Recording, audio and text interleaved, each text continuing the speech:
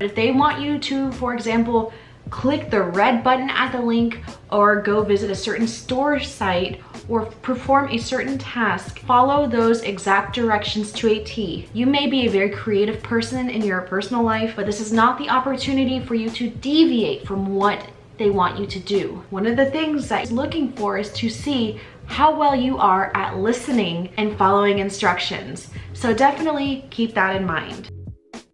If when you are performing a test, they want you to perhaps provide a reason for why you think a certain way about whatever the task is, you need to be very detailed and provide a lot of explanation as to why. Example, they want you to test out a shoe store website and for some reason you don't feel like the web page looks very user-friendly. Instead of just saying, this doesn't look friendly, I don't like it, that's not enough. You need to describe what about that experience wasn't user-friendly. Were the buttons hard to see? Were there too many pictures? Were the fonts too small? What was it about that experience that made it difficult for you? Or if something was pleasant, what was it about the experience of maybe looking at a website or trying to shop that made it either easy or difficult for you? Really expound upon your answers.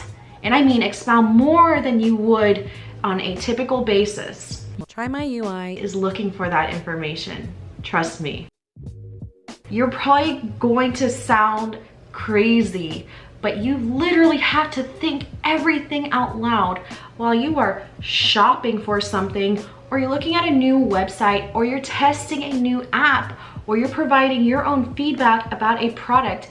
You need to start speaking from the beginning of the time you're tested to the end. No quiet time. That also means that while you're typing your answers out, if you have to do that, you also have to speak while you are typing. One of the whole reasons for TryMyUi is that they want to hear what consumers honestly think about products. And if you're quiet or you're just saying, it's good, it's bad, that really doesn't tell companies what they need to improve on in order to provide a better customer experience. If you're quiet, that is going to very likely result in you failing the initial screening test in order for you to take more testing opportunities. I do believe that you can take the test again. However, why go through all this trouble if you're going to want to pass this test? So then you can have more time and more access to amazing paid opportunities. Time is money, and especially if you're strapped on time and you could use some extra money to pay your bills, you want to do the best you can in order to pass that initial test so then you can get access to a lot of paid testing opportunities. Well, anyway, that's all that I have in terms of advice. If there's anything that I missed in terms of advice for the initial screening and how to